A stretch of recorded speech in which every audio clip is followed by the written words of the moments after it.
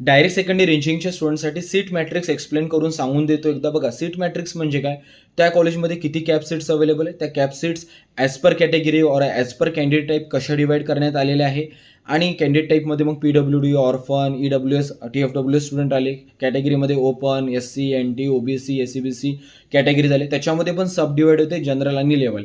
In short म्हणजे seat matrix असं आहे की बाबा एका कॉलेजमध्ये 12 सीट्स आहे, तर या 12 सीट्स कशा इक्वली व्यवस्थित डिस्ट्रीब्यूट करण्यात आलेल्या आहे तुमच्या कॅटेगरी किंवा कॅन्डिडेट टाईपनुसार.